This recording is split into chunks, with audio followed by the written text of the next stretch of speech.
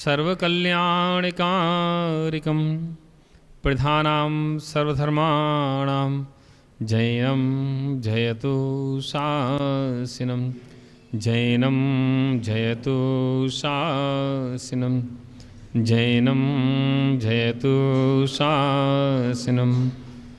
नमो अरिहन्ताणं नमो सिद्धाणं नमो आयर्याणं नमो वज्झायाणं नमो लोई सब्बसाहुणं।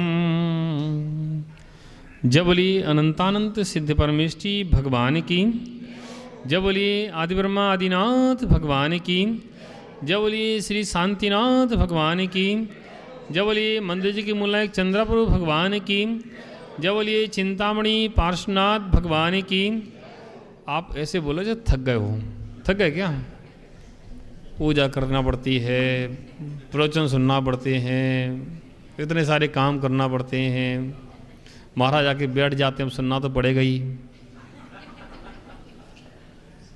जब बोलिए पार्श्वनाथ भगवान की, जब बोलिए वर्तमान शासनायक महावीर भगवान की, 2400 तीर्थंकर भगवान की, जब बोलिए परम पूज्य तपस्वी सम्राट आचार्य गुरुवृक्षवाट सन्मति सागर जी महाराज की, आचार्य शिक्षवाट सुनील सागर जी महाराज की, द्वादशांग जिनवाणी माता की जय बोले परम पूज्य आचार्य गुरुवृक्षवाट श्री सुनील सागर जी महाराज की, समस्त आचार्य संघ की। प्यारे बंधुओं, किसी ने कहा संत समागम हरि भजन, संत समागम हरि भजन,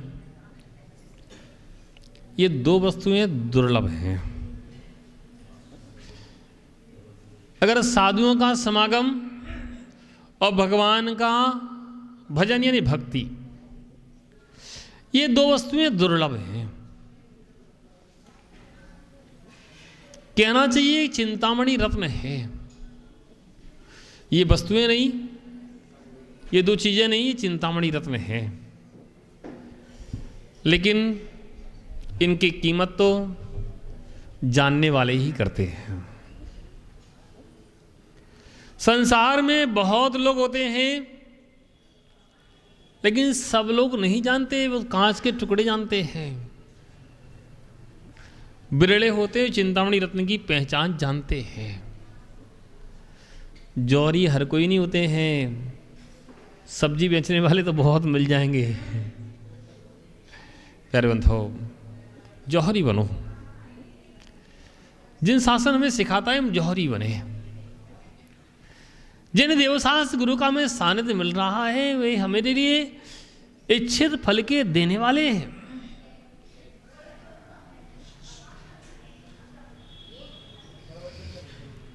वे देवशास्त्र गुरु हमें इच्छित फल देने वाले हैं। अब आपको महाराज कैसे मिलेंगे? कैसे इच्छित फल मिलता है? अरे इच्छित फल ऐसे ही मिलता है, तुम इच्छा तो करो, सामने बैठो तो आराधना तो करो, भक्ति तो करो। गारंटी है जो व्यक्ति श्रद्धा से गुरुओं के चरणों में नमस्कार करता है, जो व्यक्ति श्रद्धा से देव के चरणों में नमस्कार करता है, उसको मनमाना फल मिलता है। इसी से रुके रुकता नहीं है। बस अंतर इतना है कि हम उस फल को पहचान नहीं पाते, उस रत्न को पहचान नहीं पाते। ये भिंड की नहीं, सारे देश की यही स्थिति है। सारे देश क्या, पूरे विश्व की ये स्थिति है। भगवान महावीर के समय भी ऐसी स्थिति थी। भाई टेंशन नहीं लेना, भगवान महावीर भी सबको नहीं समझा पाए। उनके शासनकाल में भी बुद्ध पैदा हुए, उनके शासनकाल में भी और भी पैदा हुए, उनके समकक्ष भी रहे, लेकिन तब भी मिथ्यात्व का इतना बाहुल बना हुआ था कि वो नहीं पहचान पाए। काल की परिणति ऐसी है, जिन जीवों की भव्यता निकट भवता पास है वह तो देवसास गुरु के चरणों में बैठ पाते हैं, और जिनकी निकट भवता पास नहीं है वह बुलाने पर भी नहीं आते। ये बहुत कोई आश्चर्य की बात नहीं है, ये तो सब परंपरा है, चली आ रही है। बस हमारा कर्तव्य उत्तरदायित्व तो है कि हम जिन शासन की प्रभावना करते रहें, लोगों को बताते रहें, मार्ग बताते रहें। जिनका नियोग होगा वो जुड़ेंगे, नहीं होगा तो नहीं जुड़ेंगे। नियोग होगा आएंगे, नहीं होगा नहीं आएंगे। एक जना साथ चले जाओ, प्यार मत हो। ऐसी संसार की विचित्रताएं संसार में हैं और आज से नहीं है, ये तो अनादि काल से चली आ रही है। भगवान महावीर पर भी उपसर्ग हुए, भगवान पार्श्वनाथ पर भी उपसर्ग हुए, कितने सारे मुनियों पर उपसर्ग हुए। हम देख रहे हैं, जान रहे हैं, समझ रहे हैं कि संसार है। बस भाग्य मनाओ अपना कि हम लोग भाग्यशाली हैं कि हम देवसास गुरु के प्रति हमारे मन में तो श्रद्धा है। किसी के मन में हो ना हो, लेकिन हमारे मन में तो है। और भिंड में तो परंपरा है, भिंड में तो लोग साधुओं के प्रति बड़ी श्रद्धा रखते हैं। भले ही समय ना दे पाए, भले ही ना आ पाए, कम आ पाए, लेकिन श्रद्धा तो कूट कूट के भरी है। कोई प्रसंग अगर गुरुओं के प्रति अगर सुन लेते हैं, जो गुरुओं के प्रति कोई गलत व्यवहार कोई करता है, तो सारा समाज एक साथ खड़ा हो जाता है। ऐसे दृश्य भी हम और आप सबने देखे हैं। प्यारे बंधुओं, बस मैं चिंतन करता हूं कि ऐसा क्यों होता कि लोग आ नहीं पाते। तो कभी समझ में आता है कि लोगों के पास इतनी मजबूरियां हैं, इतने काम हैं कि वो बेचारे निकल ही नहीं पाते हैं। गधा पचीसी करते करते इतने परेशान हैं कि गधे को कहाँ फुर्सत जैसे मिलती है, वैसे तो बोझा ढो नहीं है। ऐसी आज स्थिति वो बन गई है कि हम लोग आगे नहीं बढ़ पा रहे। दुकान खोल करके, डॉक्टर साहब, दुकान खोल करके दुकान चलती है कि बंद करके चलती है? क्या बात है, डॉक्टर साहब बड़े ज्ञानी हैं। दुकान खुली होगी तब भी नहीं चलेगी, और बंद होगी तब भी चलेगी। ऐसी ऐसी दुकानें देखी जाती हैं कि जिनकी दुकान शटर बंद है, कि ग्राहक बाहर खड़ा है, इंतजार कर रहा है कि कब दुकान खुलेगी, कब दुकान खुलेगी, कब दुकान से हम माल लेंगे। पड़ोस में दुकानदार बुला रहा कि मेरे यहां से ले लो, इसी से लेंगे। क्यों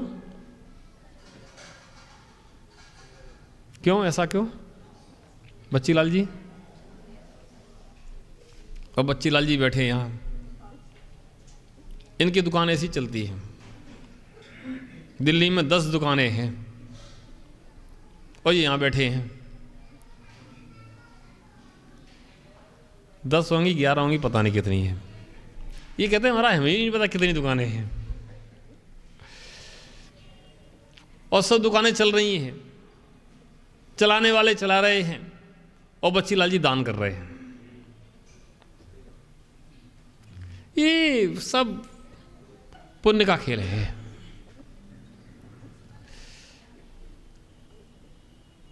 ये पंखा चलता ना, ये पंखा हवा खाना हो तो डंडा लेना, ऐसे घुमाना, तो क्या हवा लगेगी? पसीना सूखेगा? सूखेगा क्या आएगा? क्या समझदार आप लोग हो। देखो कि महाराज बटन तो दबाना ही पड़ेगा।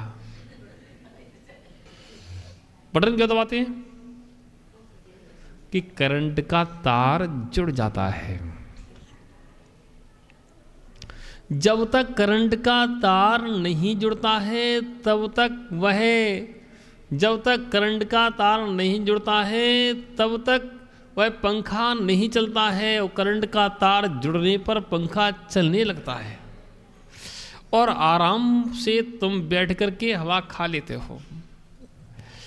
ऐसे ही तुम्हारे जीवन में जब तक पुण्य का करंट नहीं है तब तक ऐसे करते रहना, हाँ गर्मी लग रही है, हाँ गर्मी। ग्राहक नहीं आ रहे, दुकान नहीं चल रही है, अरे थोड़ा तो पुण्य बढ़ाओ। ये तुम्हारा सौभाग्य है, पुण्य है कि तुम्हारा जैन कुल में जन्म हुआ है। तुम्हारा पुण्य है कि गुरुओं का सानिध्य मिल रहा है। तुम्हारा पुण्य है कि देवोसास गुरु के निकट बैठने का अवसर मिल रहा है। ओहो, ये सब पुण्य से मिलता है, और पुण्य से ही पुण्य का बंद करने का अवसर मिल पाता है। पाप के आश्रम के हजारों रास्ते खुले हैं और पुण्य के आश्रम के 2-4 रास्ते ही खुले हैं। पाप के आश्रम के काम 24 घंटे में निरंतर होते हैं और पुण्य के आश्रम के काम कभी कदाचित कुछ अवसर मिलने पर होते हैं। और ऐसे अवसर मिलने पर भी कोई पुण्य के काम से चूकता है तो फिर दुर्भाग्य मानना चाहिए। पैर मत हो, अवसर मिले तो चूकना नहीं चाहिए। हम लोग रास्ते में बिहार कर रहे थे, एक सेगल लगा था, कविता लिखी थी वहां कोई कि मत चूको चौहान। अवसर मिले तो हमें उस अवसर का लाभ लेना चाहिए। जिनवाणी का स्वाध्याय चल रहा हो, प्रवचन चल रहा है, गुरु के उपदेश चल रहे हो, गुरु का आहार विहार का अवसर चल रहा हो, या कोई ऐसी अवसर चल रहे हो, भगवान की अभिषेक हो रहे हो, भगवान की शांत धाराएं हो रही हो, या पंचकरण महोत्सव हो रहे हो, या विधान हो रहे हो, तो ये अवसर होते हैं। या गुरु का नगर में आगमन हो, या गुरु का नगर से बिहार हो। जो गुरुओं के साथ 2 कदम चलता है उसको 1000 कदम साथ चलने वाले लोग मिल जाते हैं, उसके पीछे चलते हैं। बहुत कड़वा सच है। जो 2 कदम गुरुओं के साथ चलता है लोग उसके पीछे चलते हैं, क्योंकि कर्म का वैसा ही आश्रव बंद होता है, वो वैसा ही वह फल मिलता है। आज देखो, एक के पीछे 1000 चलने वाले के पीछे 2 नहीं चलते हैं। अभी प्रधानमंत्री भिंड में आ जाएं तो क्या होगा? इस गली से उस गली से उस गली से सारे काम छोड़ करके लोग कहाँ से निकले? किसने निकाला? किसने कहा? मात्र कानों में शब्द गए। उस जीव का पुण्य इतना है, उस जीव का पुण्य इतना है कि वह पुण्य सभी लोगों को अपनी आप खींच लेता है। जैसा तेरा चेहरा तुम्हारा वैसे ही उनका है, फिर भी लोग उनके चेहरे को देखने के लिए लालायित रहते हैं कि देखें, एक बार देखना है, निकटता करना है। पास में फोटो खींची है तो पूछेगी क्या? ओह, ये पुण्य कहां से मिलता है?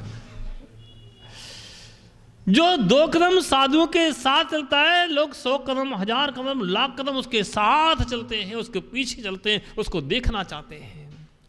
जो देव शास्त्र गुरु को देखता है, निहारता है, लोग उसको निहारना चाहते हैं, क्योंकि उसने वह पुण्य का बंध किया है, पुण्य का आश्रव किया है। आज हमें अवसर मिल रहा है किसी देव को, शास्त्र को, गुरु को निहारने का, यानी देव की पूजा करने का अवसर मिल रहा है, गुरु की चर्या करने का अवसर मिल रहा है, और शास्त्र का स्वाध्याय करने का, जिनवाणी सुनने का अवसर मिल रहा है। तो ये तुम्हारे पिछले जन्म के पुण्य का कारण मिल रहा है, और आज तुम्हें पुण्य के आश्रय के लिए साधन मिल रहा है। और इस साधन पर भी अगर हम अपने पुण्य को ना बढ़ा पाए तो हमारा दुर्भाग्य ही है। प्यारे बंधुओं, अवसर आता है और चला जाता है, किसी को पता नहीं चलता।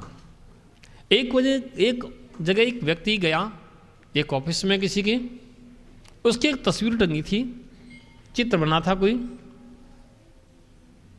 जब दो व्यक्ति गया तो उसने पूछा ये चित्र किसका है, ये चित्र देखो किसका है।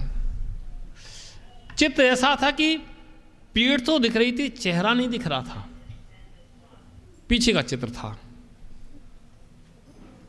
तो पीछे का चित्र था तो ऐसे चित्र से क्या मतलब जिसमें चेहरा ही नहीं दिखे।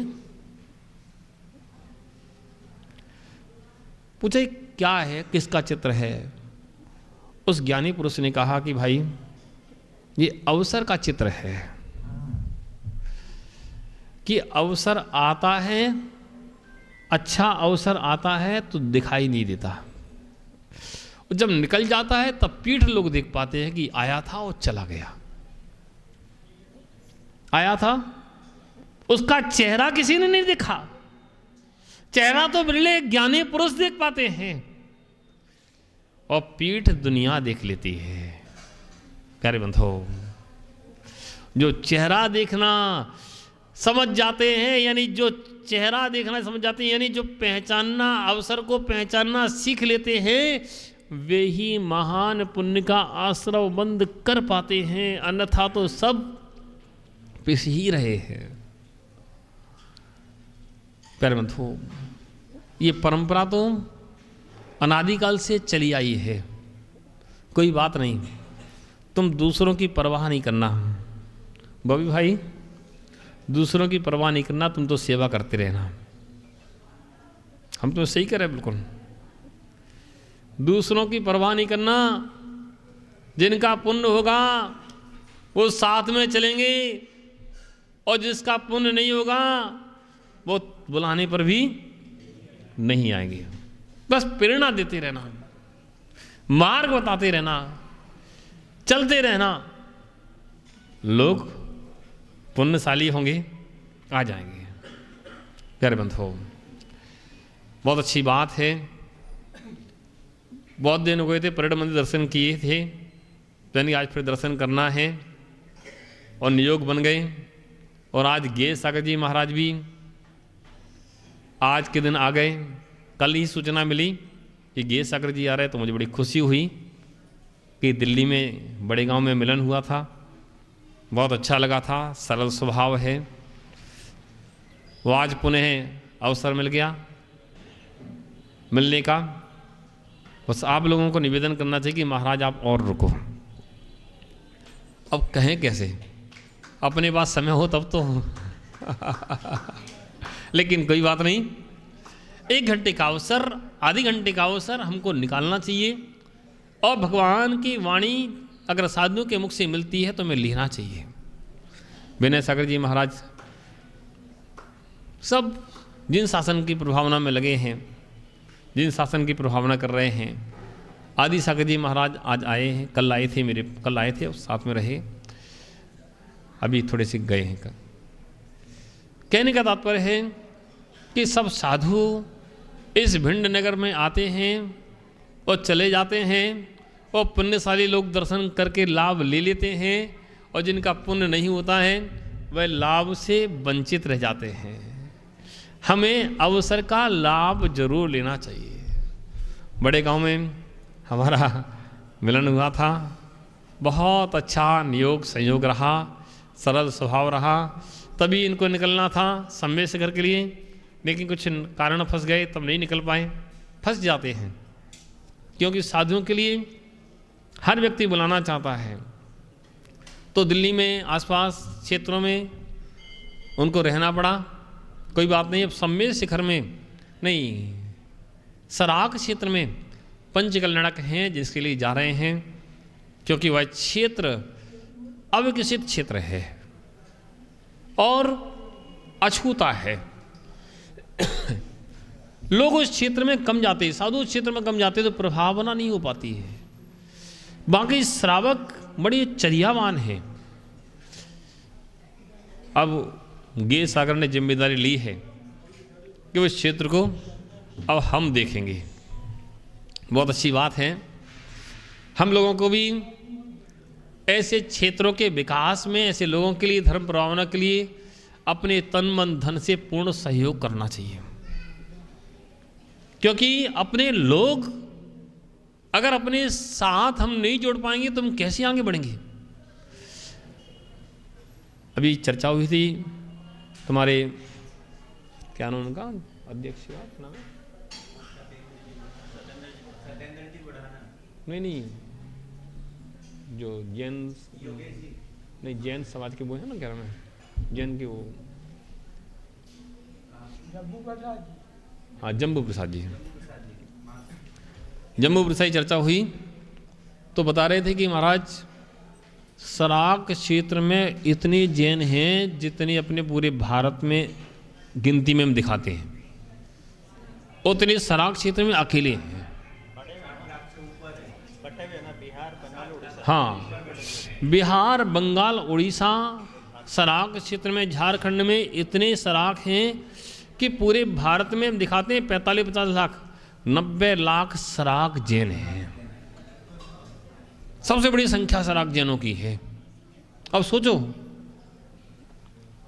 हमारी गिनती जो इतनी कम आंकड़े दिखाए जा रहे हैं, ये हमें नीचे गिराने के लिए दिखाए जा रहे हैं। हम लोगों को सावधान होकर के जब भी जनगणना की बात चले तो जैन लिखना चाहिए, एक दूसरे को प्रेरणा देना चाहिए, जैन जरूर लिखें। 6 नंबर कॉलम में जो आता है धर्म कश के अंदर जैन जरूर लिखें। और जैन लिखने से कम हमारी एक पहचान जाती है कि हम जैन इतने हैं।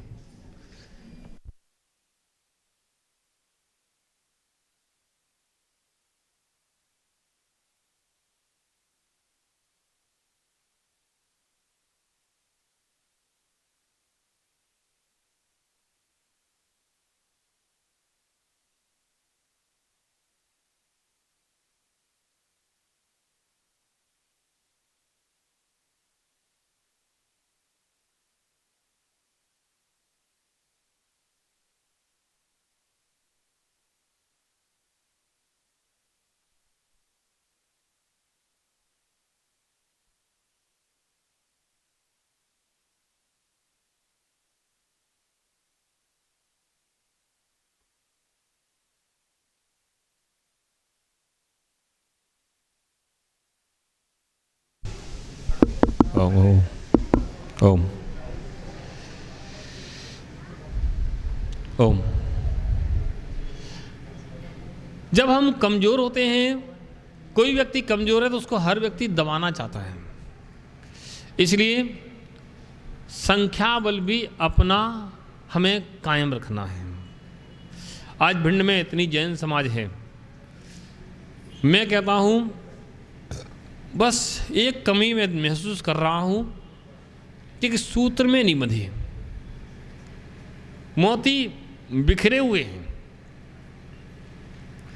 2 महीने से मैं देख रहा हूं, लगभग 2 महीने या होने को है, बिखरे हुए मोती की तरह कि किसी से मतलब नहीं, अपना दुकान, अपना घर, अपना परिवार, अपना समाज, ये नहीं चिंतन में आ रहा है। और ये चिंतन में आ जाए कि हमारा समाज, अपना समाज ये चिंतन में आ जाए तो हमारे विकास हमारा वहीं से प्रारंभ हो जाए। आज हर व्यक्ति कहता है कि हमें क्या करना है, वो है जिम्मेदार। जब बड़े लोग कुछ नहीं कर रहे तो हम क्या करें। तो मुझे लगता है कि बड़े कौन, हमेशा ध्यान रखना, काम करने वाला बड़ा होता है, और जो काम को अपना समझता है वह बड़ा होता है, और जिसने काम को अपना नहीं समझा वह कभी बड़ा नहीं हुआ, वह छोटा ही रहा। हम लोगों को जिम्मेदारी देखना चाहिए, और जिम्मेदारी से समाज के काम जहाँ जैसी आवश्यकता हो करना चाहिए। आजकल एक व्यवस्था बन गई है, कोई महाराज आए, उन्होंने कार्यक्रम कराया, सब गए, खाना पीना खाया, ताली बजाई और देखा और चले आए। क्या हुआ, कैसा हुआ, किसके लिए हुआ, क्या उद्देश्य रहा, क्या फल मिला, कोई मतलब नहीं।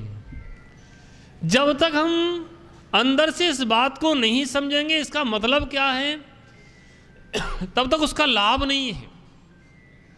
लाभ लेना है तो हमें उसके सारभूत तत्व को भी समझना पड़ेगा। कोई पंचकल्याणक होते हैं, पूजा होती है, विधान होते हैं, तो उसमें समझना पड़ेगा इसका लाभ क्या है। लाभ से जब हम नहीं समझेंगे तब तक लाभ से वंचित रह जाएंगे। प्यारे भक्तों, सबके लिए मंगल आशीर्वाद हैं। वो यही कहना है कि जिनवाणी